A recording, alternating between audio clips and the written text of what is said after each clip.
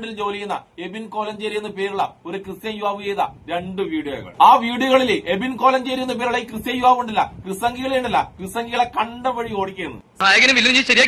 സംഭവം എന്താ വെച്ചാല് ന്യൂസിലൻഡിൽ നല്ല ഹലാൽ ഫുഡ് കിട്ടുന്നു, ന്യൂസിലൻഡ് ഉണ്ടല്ല നല്ല ഹലാൽ ഫുഡാണ് കയറ്റേക്കെന്നും പറഞ്ഞ് നമ്മുടെ എബിൻ കോലഞ്ചേരി ഉണ്ടല്ല ആദ്യം ഒരു വീഡിയോ ചെയ്തു. ആ വീഡിയോ ചെയ്തതിനു ശേഷം ഉണ്ടല്ല ക്രിസംഗിയിലുണ്ടല്ല ഈ എബിൻ കോലഞ്ചേരിക്കെതിരെ സൈബർ അറ്റാക്ക്, ഒരു 1.5 സൈബർ അറ്റാക്ക്. അവന്റെ ഒരു ആഗ്രഹമല്ലടാ. നമസ്കാരം. ന്യൂസിലൻഡില് വിൽക്കുന്ന മീറ്റ് എല്ലാം ഹലാലാണ്, അല്ലെങ്കിൽ ഈ മീറ്റ് എല്ലാം ഹലാൽ എന്ന് പറഞ്ഞ് ജനങ്ങളെ പറ്റിക്കുന്നതാണ്.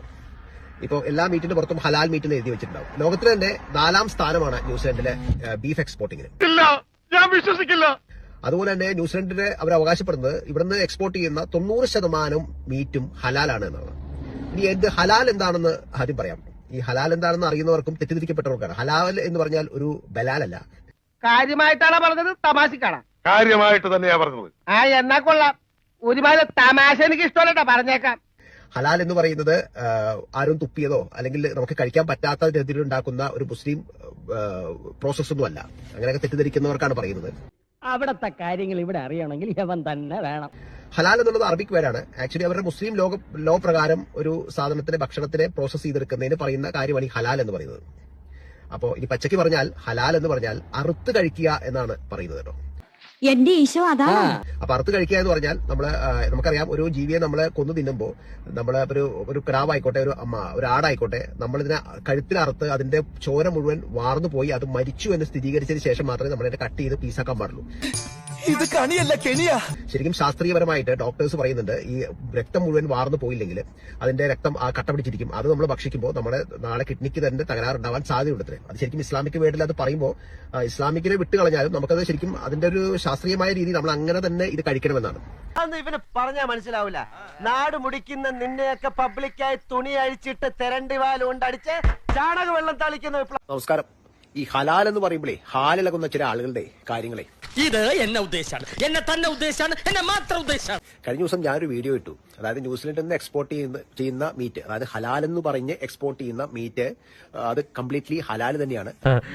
അങ്ങനെയൊക്കെ വഴിയില്ലോ. കാരണം ന്യൂസിലൻഡിലെ ഒരു മീറ്റ് പ്രോസസിംഗ് പരിപാടിയും ഇവർ പറ്റിക്കുന്നില്ല. കണ്ടോ, ഇയാളാ തിരിയാത്ത പേരടിക്ക് നോക്കി ഒരു ഒറ്റ അടിയടി കോയക്കാം. അല്ലാത്ത മീറ്റ് അവർക്ക് ഉണ്ടാക്കുന്നുണ്ട്, അല്ലാത്തതും ഹലാൽ അല്ലാതെയും അവർ എക്സ്പോർട്ട് ചെയ്യുന്നുണ്ട്.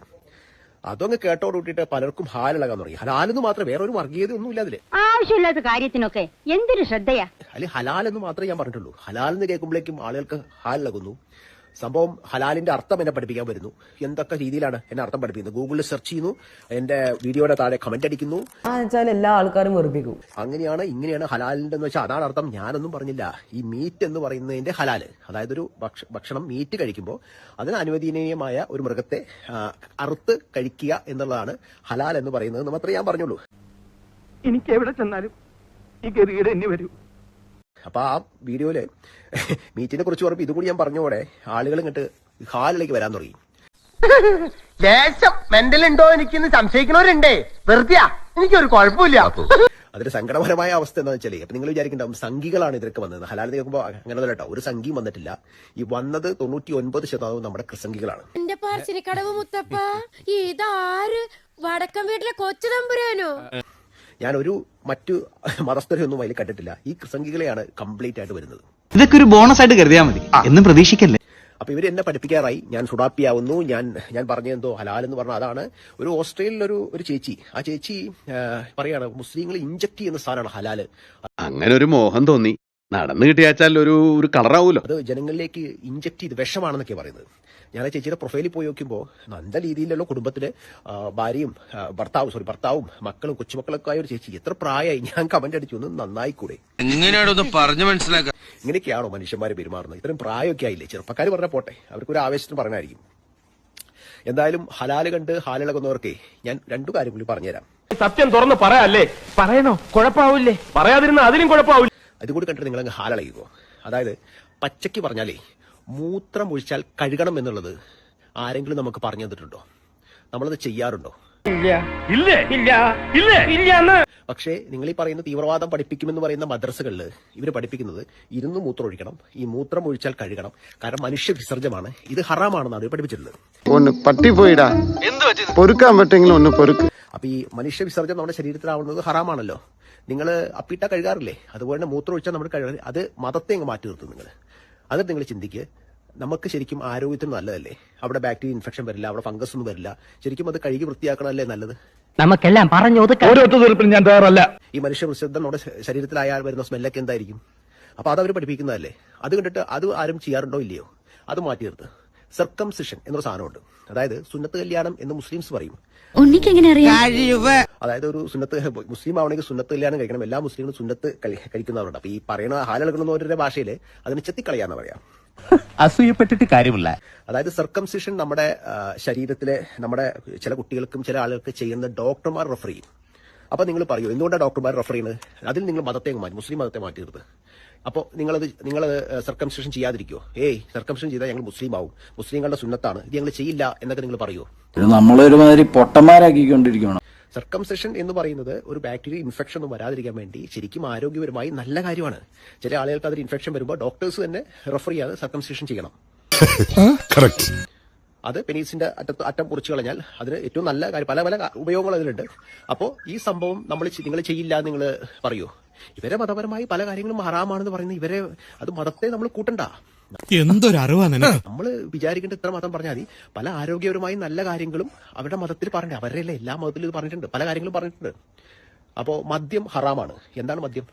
മദ്യം വിഷമാണ് ഉണ്ണി എന്ന് പറയും. മദ്യം ശരിക്കും വിഷം തന്നെയല്ലേ? എനിക്കിതൊന്നും മറുപടി പറയാൻ അറിയാൻ വേണ്ടല്ല, പക്ഷേ ഇത്തിരി സംസ്കാരം ഉണ്ടായി. നമ്മുടെ ശരീരത്തെ നശിപ്പിക്കുന്ന ഒരു സാധനമാണ് പുകയിലും മദ്യമൊക്കെ.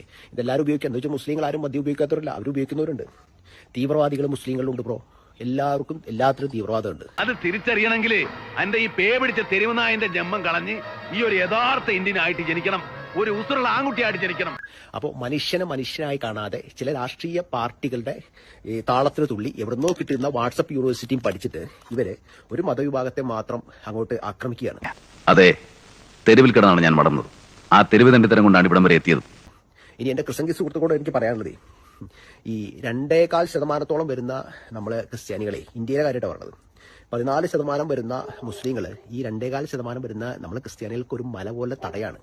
അതായത് ഇവരുടെ ചില രാഷ്ട്രീയ പാർട്ടികളുടെ ലക്ഷ്യം ഇവരാണ് എന്ന് ഇവർ മാത്രമാണ് നമ്മൾ തെറ്റിദ്ധരിക്കുകയാണ്. ഇവരില്ലെങ്കിൽ പിന്നെ നമ്മളെ മോഹൻലാൽ പറയുമ്പോൾ ഒരു പുഷ്പം പോലെ ഊതിയെറിയാവുന്ന മാത്രമേ ഉള്ളൂ.